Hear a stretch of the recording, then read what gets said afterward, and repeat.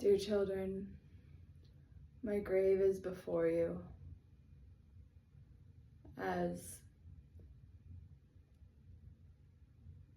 I stand in congruence with the faults you have bestowed upon me, the sins of man.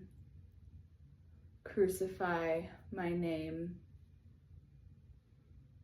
in the power of their darkness and separateness within.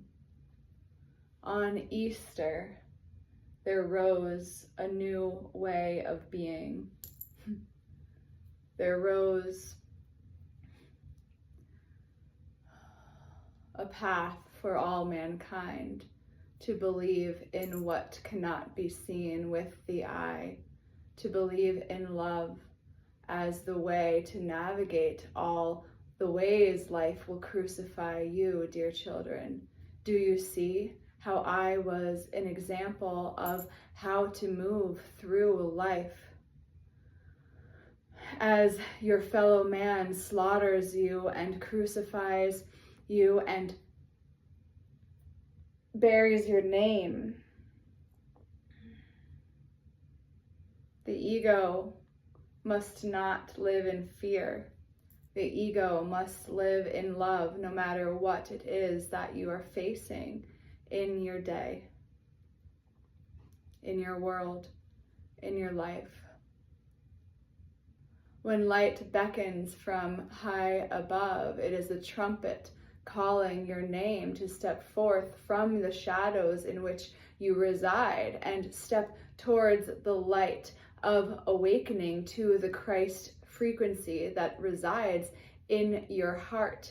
Come out of the depths of the lower densities of humanity's suffering and rise, rise, rise, rise, rise, rise, rise, rise to all that is contained within you. Rise to the highest frequency of the love of God, the love of Jesus Christ. The Christ is the love that moves like water through the rivers and all of the energies that create life and spring forth new ways of being. The reason why spring is the time when I had risen is because my rising was here to show you that there is much new growth that can be found in my love, and by choosing to face your suffering with love, you will become new again.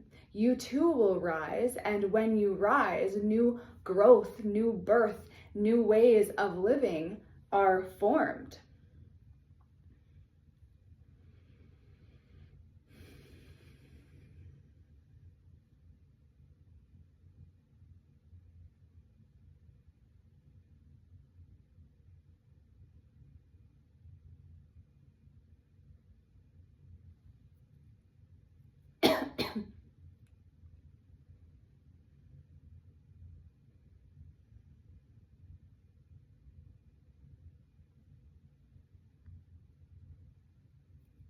When the sins of man nail you to your cross,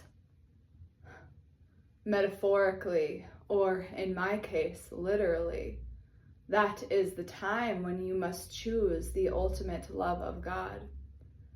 On the cross, I suffered tremendously, and I had to go deep within my physical body to transcend my suffering. And how did I do that, you ask? I did that through accessing the frequency of God's love inside of my heart. And when I tuned so deeply, so readily to God inside of me, that holy light that beams forth through all that is, it covered my fear and my pain like a mother's warm hug. It encapsulated my body and my suffering and washed away my pain and my fear. And that is available to you. And that is part of why I suffered so greatly in that experience, to show you how all suffering can be vanished by going deeply within to access the love of God, you see? And when you do such a thing, you will rise to a new frequency, a new way of being, a new way of moving through the world in your humanness and in your suffering. That is the metaphor of my rising, you see, to go into the body and to find the love within, and to use that love to move through your suffering and your human pain. That is the recipe for rising and ascending to a new level of consciousness.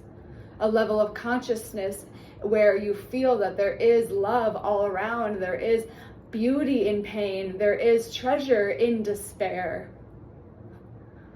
To live with rose-colored glasses, you still see the pain, you still see the turbulence, you still see the humanity and the negativity and the dense energies, but they are clouded by the love of God in the best possible way, to where you are able to live heaven on earth by understanding that all that happens is within God's will, and underneath all of the pain is a tremendous wellspring of love available to you and all of your brethren. Love is what remains. Love is always what remains in the ashes of despair and separation. New growth awaits you like the buds of the springtime trees if you can attune to this message and go within, deep, deep, deep within, to access the nourishment of God's love that is contained inside of your physical body. I thank you and honor you, my cherubs, my sweet lambs. I will speak with you again.